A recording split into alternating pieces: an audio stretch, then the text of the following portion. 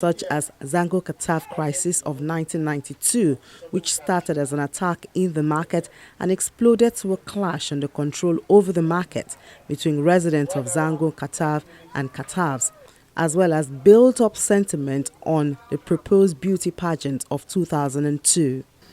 They decided that they were going to stage a Miss World, and everybody knows what happens in a Miss World. We, the Muslims, felt that time in Kaduna, for example, that look, oh, this thing is not in the best interest of the North, in the best interest of a place like Kaduna, where predominantly is manifested by both Muslim and Christian, and worst of all during the month of Ramadan. And you know then, both the electronic, print and everything will be carrying all this in the media and whatever.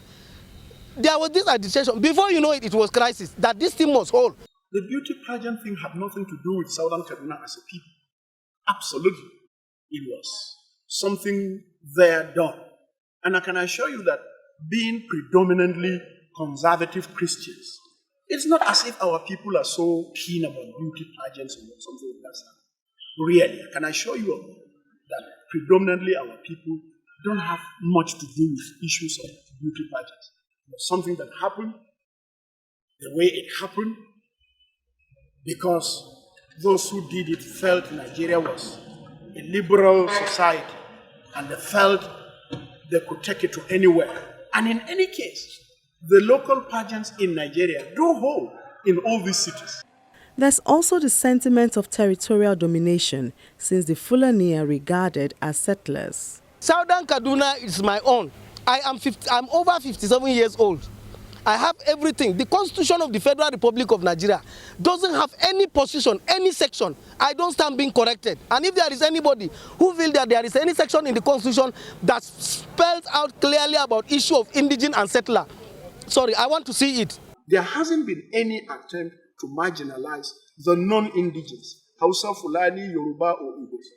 I can assure you that in 1999, Chief Madu, an Igbo man, won an election to the Kaduna State House of Assembly in an area of Kaduna metropolis predominantly, where our people are predominant. And they elected him under the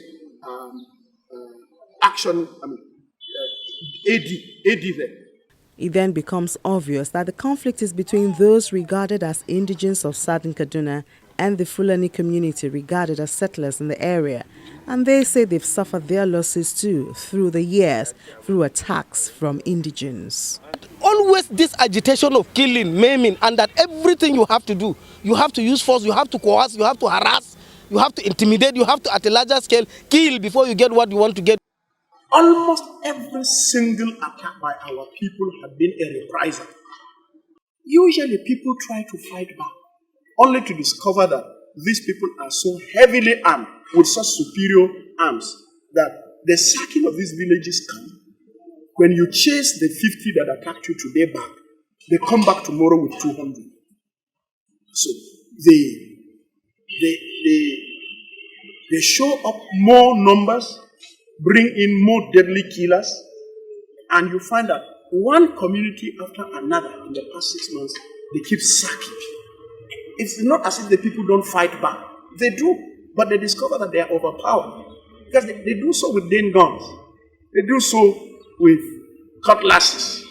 And for how long can you stand when virtually every single Fulani camp now, you will see their young men go on herding their cattle with AK-47 rifles.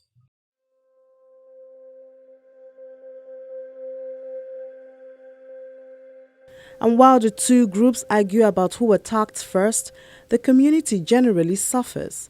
The number of displaced persons is increasing as many who fear to return home have to squat with relatives or in public buildings like schools, which in affected communities have remained closed.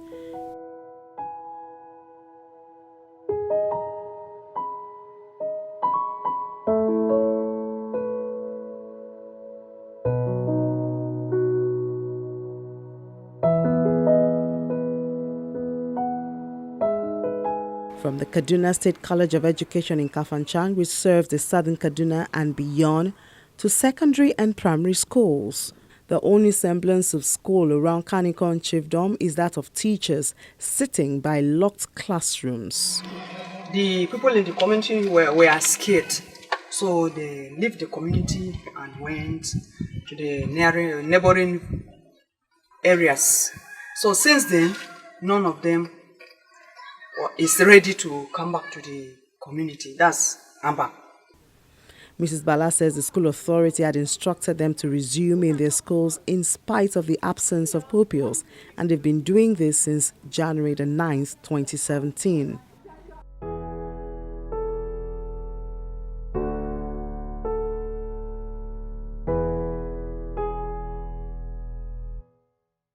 Another setback for the people of Southern Kaduna has been economically, as many farmers are afraid to go to the farms.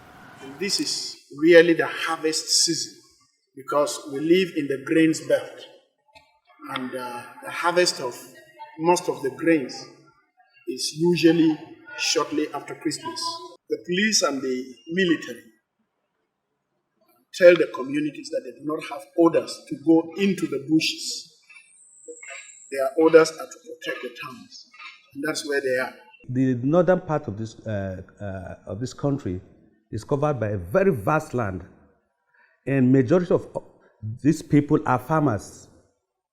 When we want policemen to accompany every farmer to the farm, we would leave the crucial areas unpoliced. And in this regard, we came up with this issue of attacks on farmlands. Myself and other sister agencies involved in the management of this crisis try to come up with an idea that we should create periods which will, if they want to go to the farm, they can go as a group, then we'll give them escorts to this farm. But honestly speaking, this issue of attacks on farmlands, some of them are exaggerated and some of them are born out of suspicion by the farmers.